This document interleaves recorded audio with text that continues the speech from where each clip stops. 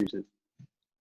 Hello, welcome back to the Toxic Masculinity podcast. Today's episode is about sports. Was that baby powder? Okay, well, there's Butch. What are we starting with? So, oh, God, it's all over the floor.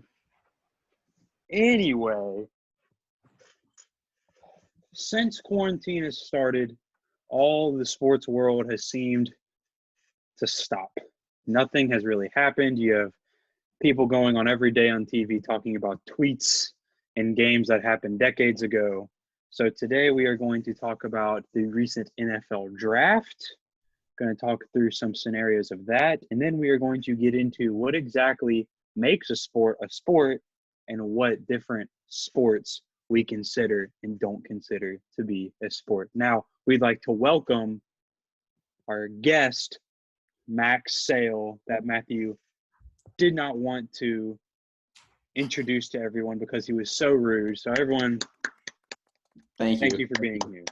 I'm a longtime supporter of toxic masculinity. I Thank you. love that just toxic nature y'all bring, and the honesty is really good. Thank you. So would you like to show off the jersey you're wearing today? Today I'm wearing a throwback Russell Westbrook OKC jersey. Nice. And Pretty Clark? nice. Got it in New York last year. Yeah. Go Thunder. And then Clark, I see you also have a jersey on. Would you like to showcase that? Yeah, I have a Dodgers jersey on. I also have a throwback Russell Westbrook jersey. But it's a bit small. Is it throwback because he was on the Thunder, or is it throwback? No, throwback because he was on the Thunder. It was like one of the OG Thunder jerseys. I probably have something somewhere, but I didn't really look. I also have a Cam Chancellor jersey, but I decided to wear this one. So, Yeah. Clark, we know you're a Seahawks fan. Yeah. Take us through your mind throughout the NFL draft. How do you think the Seahawks did? What was your favorite pick? Maybe your least favorite pick? Did you pay much attention at all? Just walk us through. I paid attention. I like the people we picked up because last year a lot of our linebackers got hurt, so picking up a linebacker was a good idea. I don't know about picking up a tight end because we just brought in Greg Olsen, and we have two other decent tight ends. But I mean, I'm fine with who we picked, but I'd be concerned if I was an Eagles fan or another team supporting another team. Packers fan? Yeah, or a Packers fan taking Jordan Love. Yeah. Yeah, so, and that kind of brings me into my first question for all of you. So with the whole Jordan Love controversy, you might say, is that, everyone expected Jordan Love to maybe fall somewhere late first round, early second round, but they didn't know quite to who. So my question is, would you rather be a big name college football player that has all this hype and then falls, maybe like an Aaron Rodgers type player that falls way past where they should have been drafted? Or would you rather be the smaller school guy like Jordan Love, who maybe was a little bit of a reach, and everyone's like, what the hell? Why did we take this guy? And now you've pissed off a whole fan base before you even put on a jersey. See, I don't even know what happened. I mean, there are advantages to both situations. I mean, if you're Aaron Rodgers, the team, whenever they feel like they get like a steal in a player, they're always so excited and they like surround you. They're like, man, we really there's no way he fell to us. But I mean, it's kind of good having that underdog mentality, and coming in and feeling like, you know what, I can like change people's opinions about me, having that off your shoulder. Yeah. So, and then Matthew, you were saying something? I don't even know the situation that happened really. So can you explain a little bit? Yeah, so pretty much coming into the draft, the quarterbacks are historically, some people might say, overhyped, or they are taken too soon in the draft. So this year there were three main quarterbacks, all taken within the top 10. I think all taken within the top 6, because it was Joe Burrow at 1, then Tua at 5, and then Justin Herbert to the Chargers at 6. So then there was a fourth quarterback in Jordan Love. He played at Utah State, smaller school, didn't have a good second starting year in terms of production. So a lot of people were questioning, was he the prospect we thought he was? Should he go high up in the draft like these other 3 guys? And so it's, the draft went on. The Packers, who have Aaron Rodgers, have not drafted a skill position, which means wide receiver, running back, tight end, in the past, I think, 15 years in the first round. Haven't done it with a Hall of Fame quarterback. Haven't done it. So a lot of the fan base was like, oh, they traded up to take a wide receiver they like. This is, a star offensive player that we need. And instead, they drafted a backup quarterback. And then throughout the rest of the draft, they didn't take a wide receiver in a draft class that saw the most wide receivers ever taken in the draft. So a lot of people were upset with how the Packers drafted, especially the first pick. So going back to the original question, would you rather be the kind of star coming out of college saying they're going to go top 10 and then fall drastically below where people thought you were going to go, and then you have to face that embarrassment and just like the pressure of being like, oh, why aren't people taking them? Why are they doing this? Or would you rather be in Jordan Love's position where maybe you got taken a little bit higher, you make a little bit more money, but then the whole fan base is like not entirely against you, but there's a stigma of you and what you should have been, what you could have been, stuff like that. Well, I mean, it's kind of like the same thing with Daniel Jones, in a way. Yeah, Daniel Jones everyone thought that he was a stretch, but then he ended up having a pretty decent season. And everyone started to kind of fall in love with him a little bit in the fan base. But that's a big hump to overcome, Matthew, do you have any opinion on this? I feel like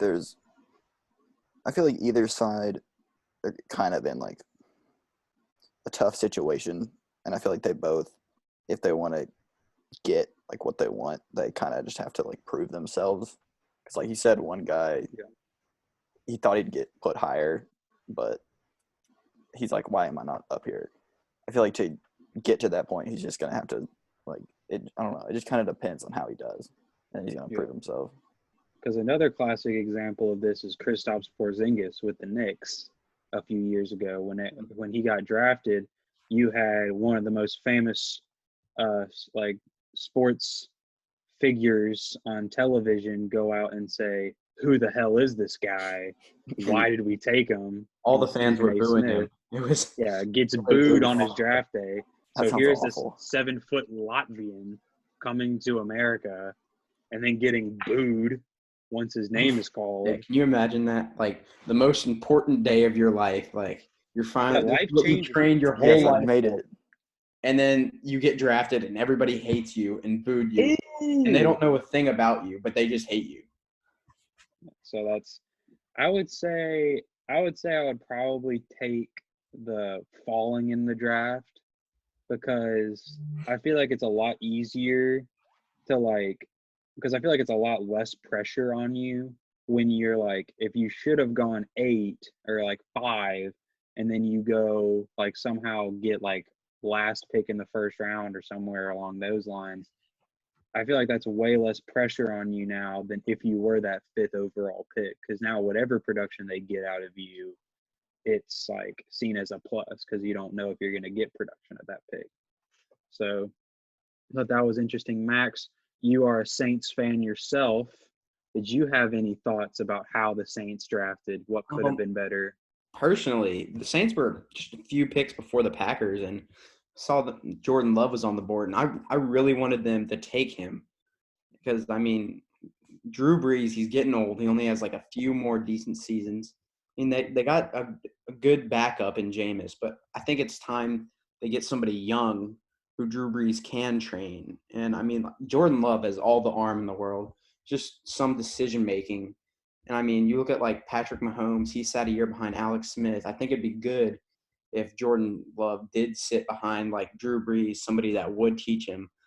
So I really wanted them to draft Jordan Love. And then we drafted an interior O lineman, which was questionable. We were pretty strong there in the past few seasons. We had a top. I think he was our first round pick last year. He was also an interior lineman, and he was getting good rotation. So it was really surprising that we drafted another interior lineman. But the one thing I do worry about with Jordan Love is if Aaron Rodgers will teach him, because he's mad about that pick. Like, it's not like he wants to help him in any way. I feel like he's threatened by Jordan Love coming in. So Jordan Love could be good, but I don't know if Aaron Rodgers will train him and teach him like a Drew Brees would. Yeah, that's another main question. Will he train him like Brett Favre trained Aaron, which is pretty much not at all? Or will he learn from that and be like, I'm coming at the end of my career, I'm going to help the franchise out as much as I can moving forward. I'm going to produce at a high level, but also try to help him along the way. So, and then my next question would be if you had to pick one player in the NFL to pretty much mentor you for a season, it can be at any position, who would you pick and why?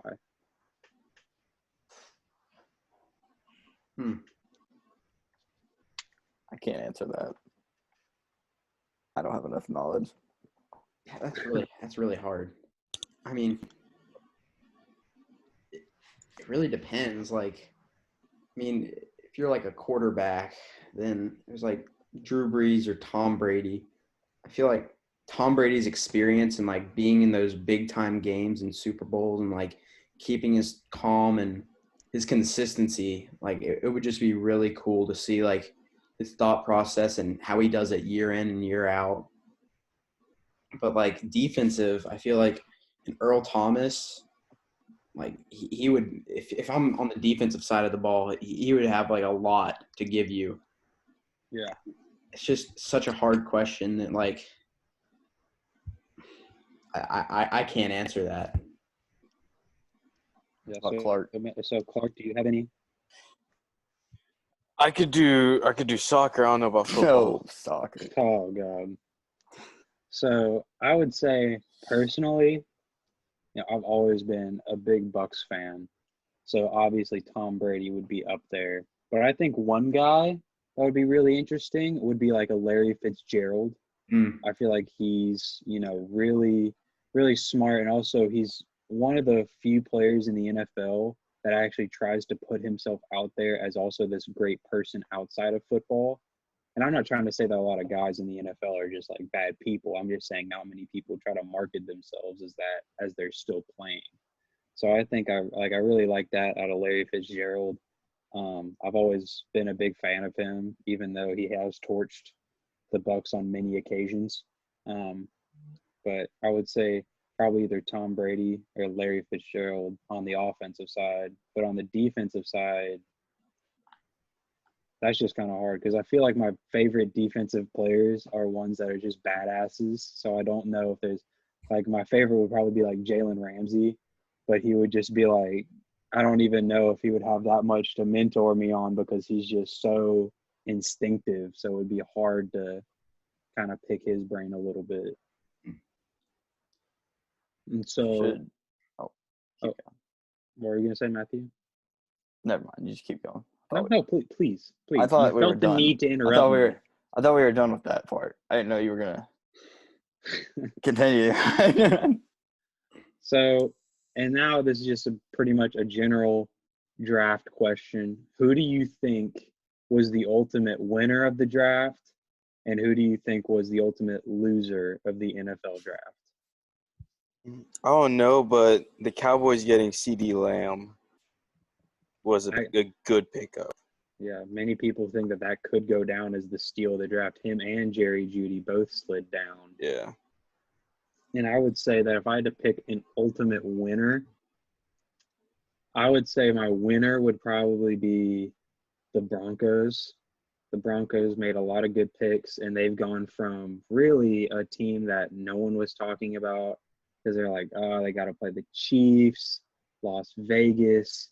They got to play Chargers twice a year. So it's like, that's a tough schedule already. And so, but throughout the draft, people were like, they've established an elite offense on paper. But the real question is, what are they going to do with all that makes a great team a great team? Max, do you have any winners of the draft? I mean, it's so like early to say anything, but I mean, the Bengals, if they do have their guy in Joe Burrow, they have a lot of weapons around him now, and I mean, they're trying to turn their franchise around right now with an explosive offense, and I mean, it could be interesting because I mean, everybody counted them out. I mean, I don't know how good Joe Burrow is going to be. I think there's a lot of upside, a lot of downside. It really could go either way. He could either be very good or he could be another bust. I mean, I know that's not saying much. It's so hard to tell at this point. But I mean, if they do have their guy, it could be massive for them. I also like the Browns a lot. I mean, I feel like they got a lot of like. I mean, I'm an LSU fan, but they got better on defense. Like they got what's his name? They got Grant Delpit and Jacob Phillips, and they were both just studs last year on our defense producing. And I mean, I feel like the Browns, if they're going to do it, this could be their year to do it. They have a really tough division, but I mean, they need to get Baker going right now because there's no excuse for them. It's win right now. Yeah, and I would say going back to the Bengals, some of the draft picks like T. Higgins, a big-time wide receiver, pairing him with A.J. Green and Tyler Boyd, who are If AJ stays monsters when healthy. they play. And they have John also Ross. they also have Jonah Williams, their first-round pick from last year, who didn't play at all, and so he could come in and be that tackle that they've been looking for to protect now Burrow. And they also had, even with an injured O-line, not a great passing game and a pretty awful defense, they had one of the best running games in the league. So with Joe Mixon, so I think that's definitely a team to watch out for. And then when it comes to losers of the draft, I have two main ones in mind: the Las Vegas Raiders and the Packers. I would say the Raiders because I don't feel like they got any closer to winning. And just because you move to Vegas doesn't mean you become any better at football. They were pretty average throughout most of last year, and they reached on some guys I feel like were, they got Henry Ruggs as the first receiver off the board when they don't have a number one legit receiver that can even create space for a speedster like Henry Ruggs. Like the Chiefs need, Travis Kelce, Sammy Watkins, and Tyreek Hill to create space for one another. But the Raiders, with just a speedster, I don't know if they'll be able to produce.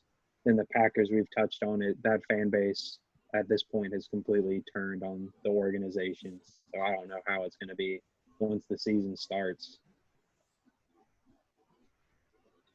Or do you have any losers of the draft? Not particularly. I mean, I guess.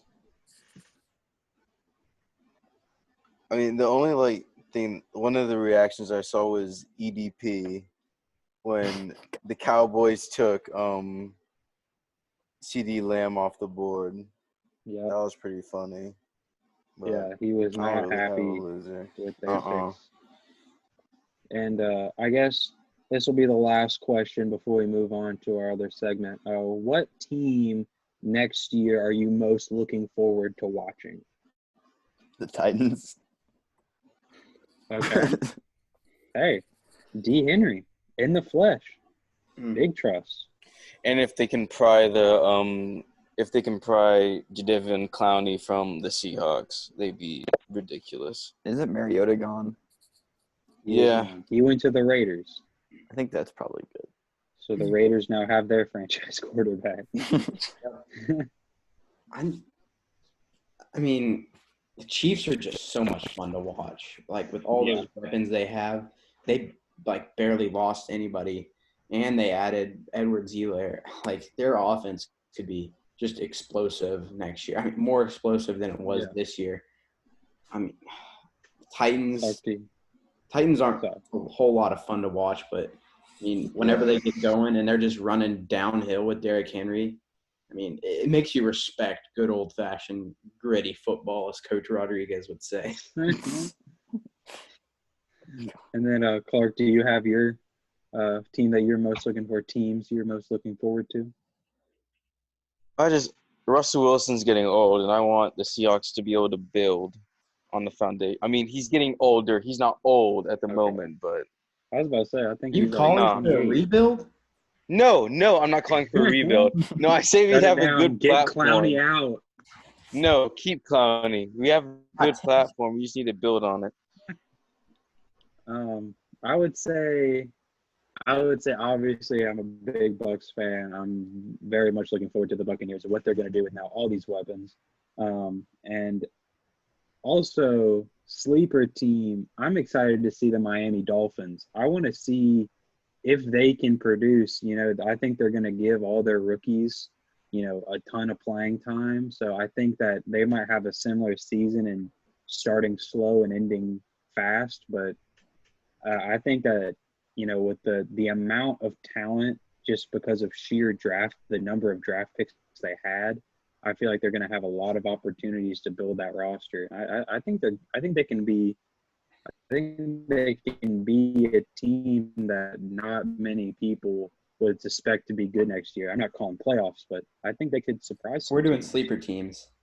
You have to say the Bengals could be very interesting next year, and so I want to see how Daniel Jones turns out, because I mean, like if he is their guy, it could be interesting in New York next year. I mean, I'm not saying they're going to make the playoffs or anything, but I just want to see him, like what happens with him. Did they draft the right guy, or are the Giants going to complain for another 5 years?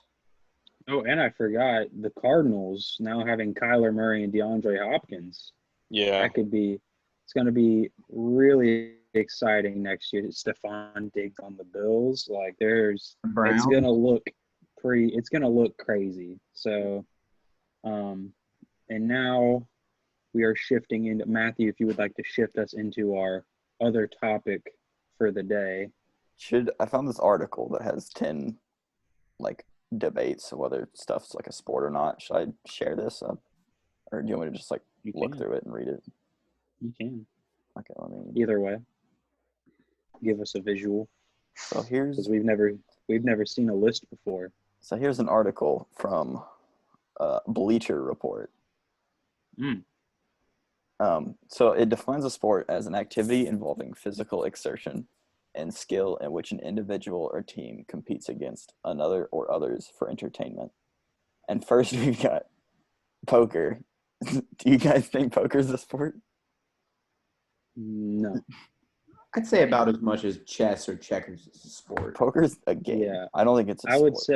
I would say the whole thing is every activity has some physical aspect to it. Knitting has a physical aspect to it because not everyone knows how to knit. You get it doesn't knit itself. And poker doesn't play itself, but I would say if you're throwing something or if you're tackling somebody, that's a specialized thing for football. But placing something from your hand to the table is not specialized in any way. Or poker. So poker, no one thinks it's a sport. How about bowling? I do think bowling is a sport. Yes. It requires a lot of time and a lot of effort. I mean, to get to be a professional in bowling, it is crazy. I mean, it's simple and it's just bowling, but at the same time, the people who do bowl, they are insane. Have you seen the video of the dude who has the 2 pins on either side and he hits it because, who do you think you are? I am.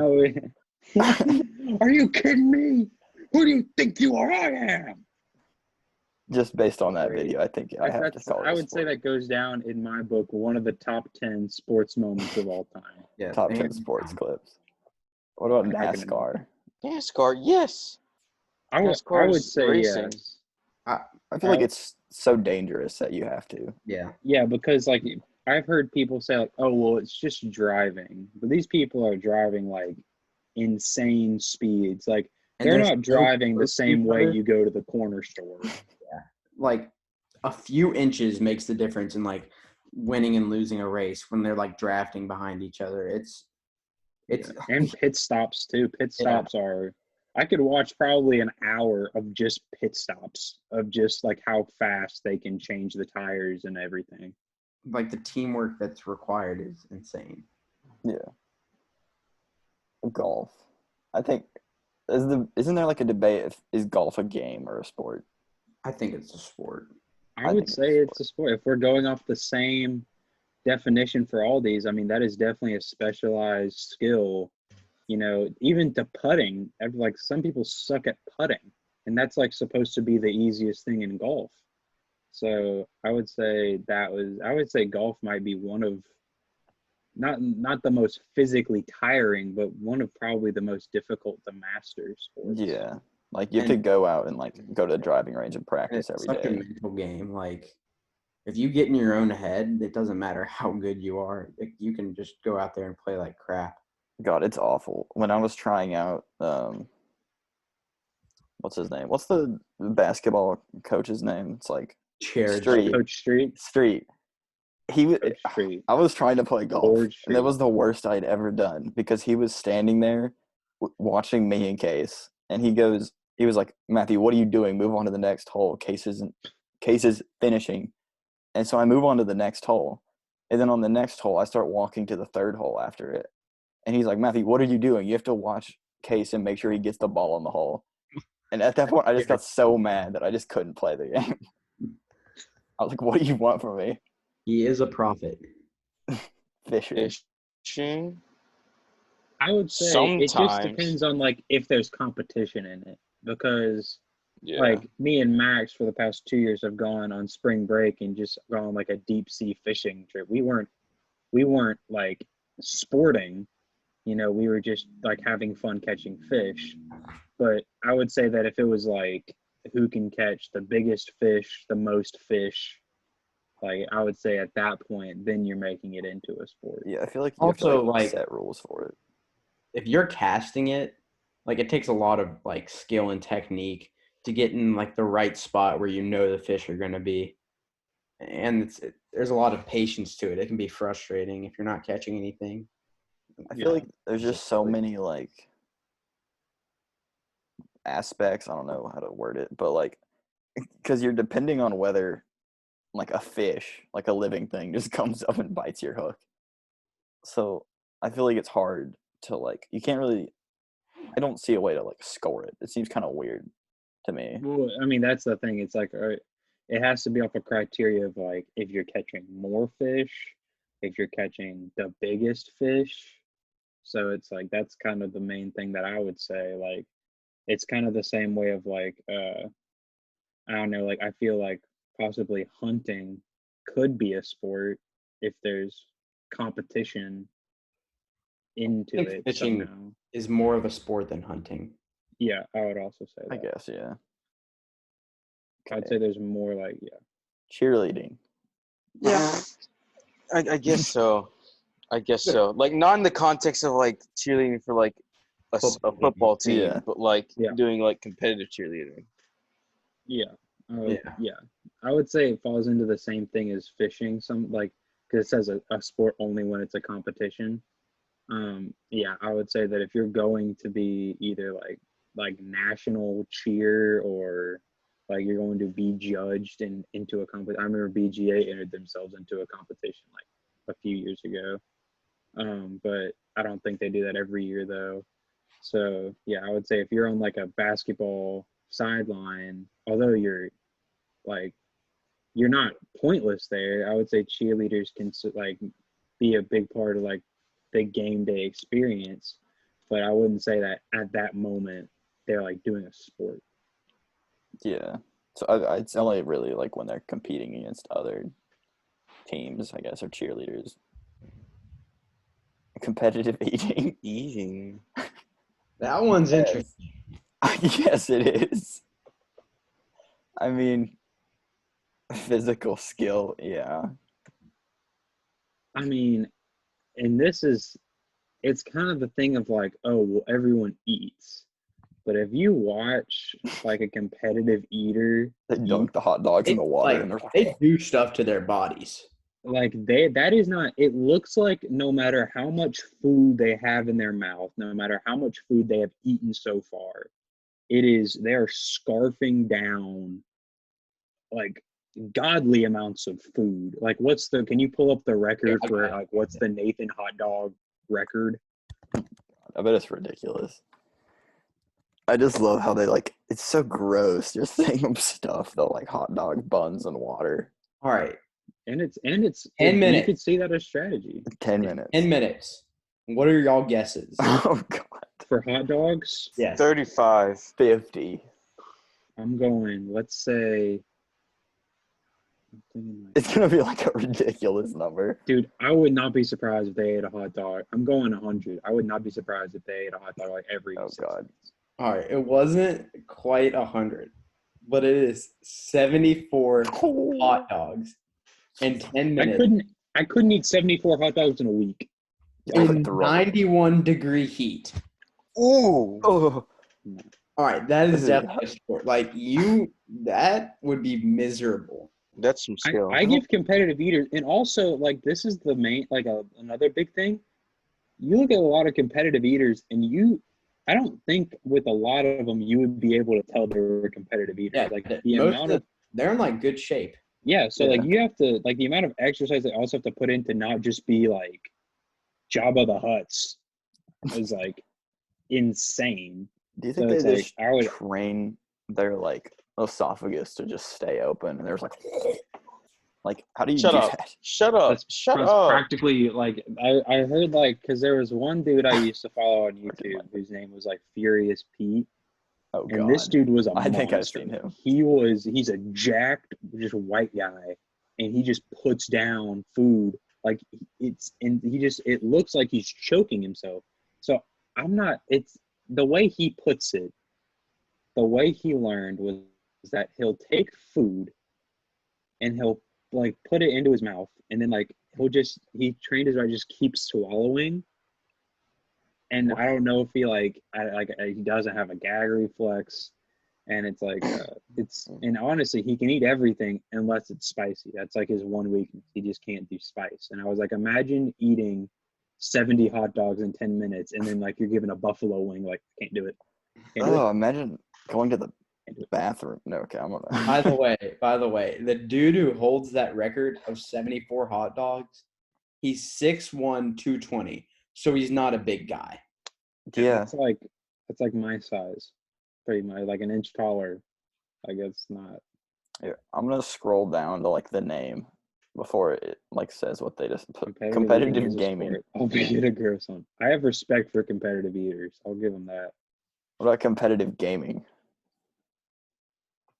Now this one is probably the most controversial that is on this list, I would say. Scroll down. And I would say I actually just wrote a paper on this. I think it is, because if we're going by the same criteria that we've listed, it requires specialized physical activity or exertion.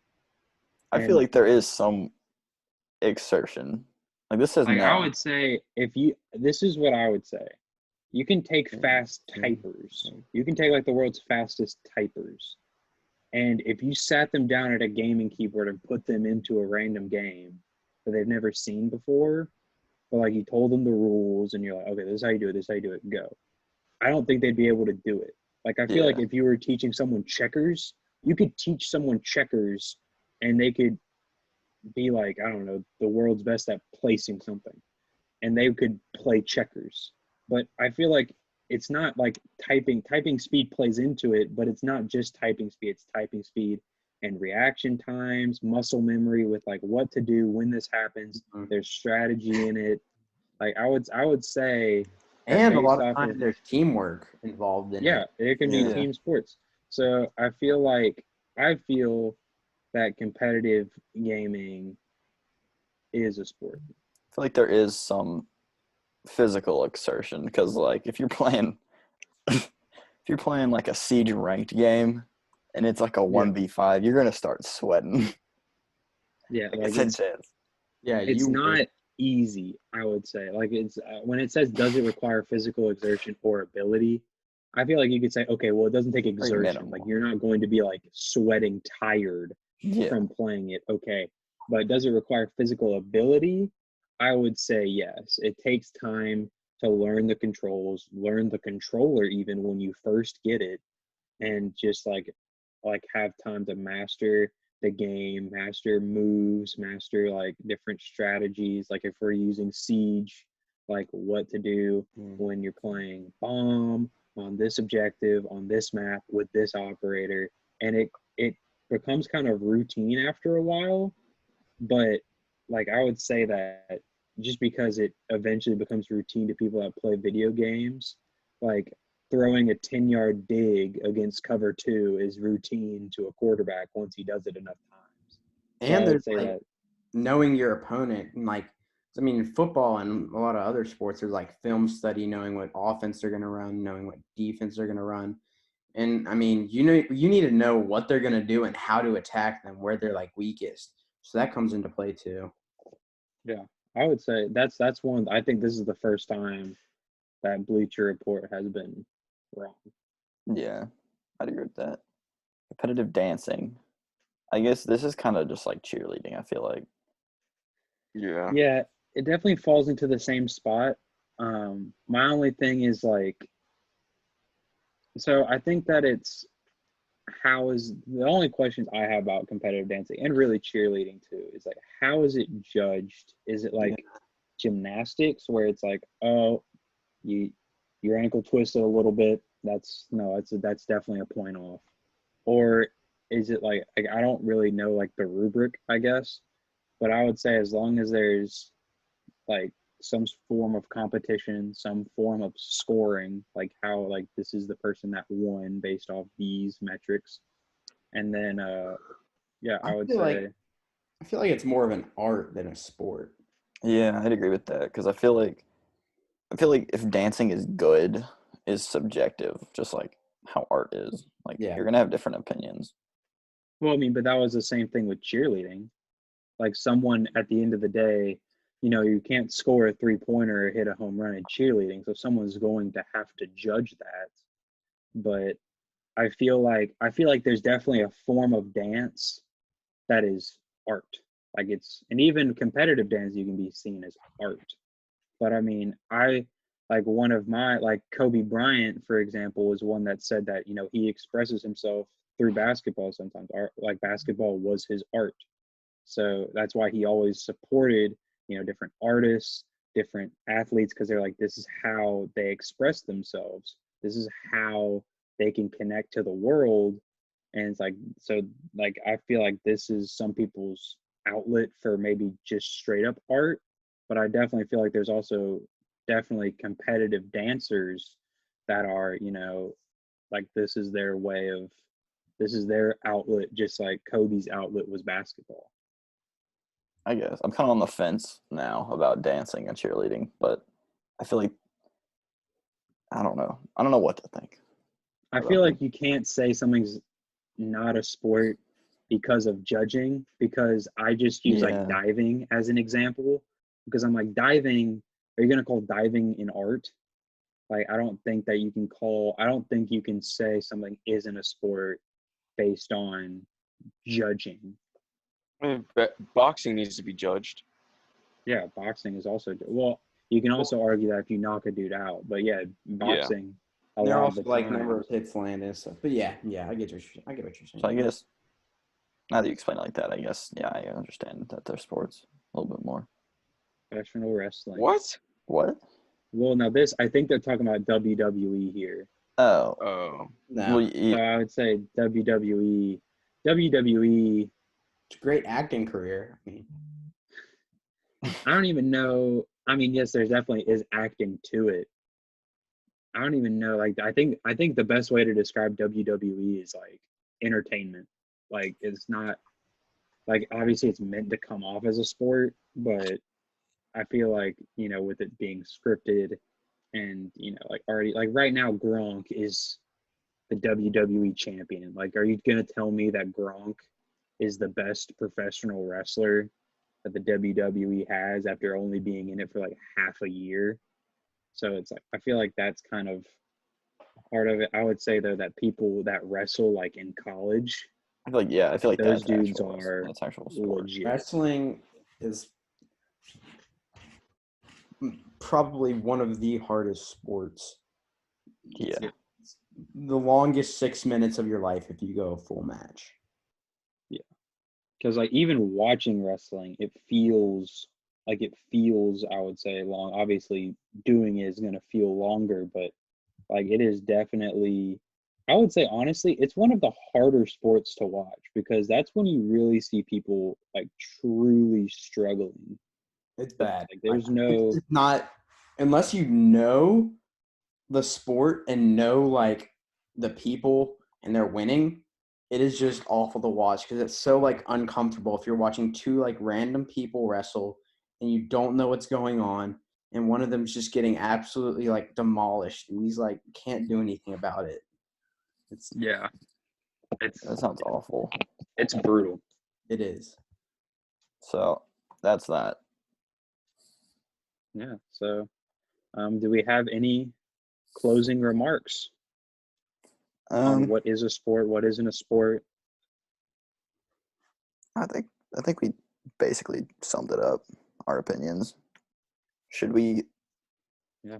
So ask if we go what? through the list one more time, what not sports were we considered video games, certain types of dance, certain types of cheerleading, same with fishing, and certain types Poker's of not. wrestling.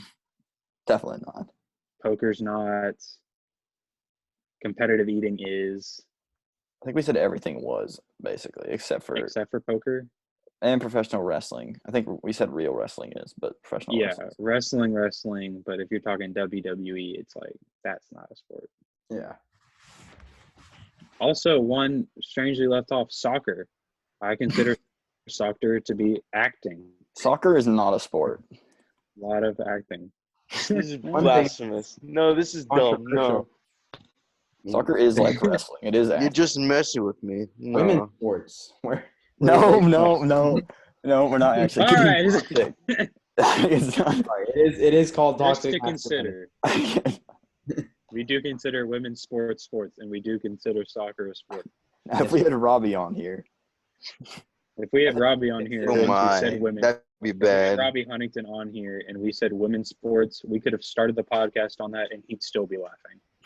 So, I actually consider women's sports more of a sport than just soccer in general. Oh, that's ridiculous. No, that's obscene. It goes. No, I'm not even. Don't say that. I'm not even gonna make that. You know what? Sports. Soccer. No, you need so Women's much soccer. skill. You need so much skill. Like So the premise is poker. not big. Yeah, Like sports, it's an easy thing poker, to chess, understand. and then soccer. No, it's an easy thing to understand, but you need to have so much skill to be I'll able tell to you play what, it. I feel like offsides is the worst fucking penalty in any sport because that's pretty much saying, "Oh, you're too fast. Ha ha, give me the ball back." No. I hate that rule. I do not appreciate That's not that what it rule. means. I No, thought you because were you talking could about just be whenever I standing played in their FIFA, goal. You Whenever could I be used standing to in play the other dude's FIFA, goal if there was no offsides rules, and that would make okay, that's a dumb everything. place to be. They have to pass it to Clark's you to just get it in the mad goal. because The soccer's goalie not a just- sport. No, Matthew. Okay, so let's wrap it up. Overall, Here's an Uh, idea. Play defense on the other team. Exactly. Just man him up. Oh my gosh! No, Kick him in the shins, break his see, leg. people he's in the don't hospital. understand. You don't have to worry about Okay, him. they okay. don't understand. So Soccer's an ultimately, art. soccer Soccer is an art. It's their soccer outlet. is acting, and it's not a sport. And that's the conclusion we've come to in this episode of Talks Of all the people Masculinity. to say that, Hope to Matthew, see you next time. Thank you.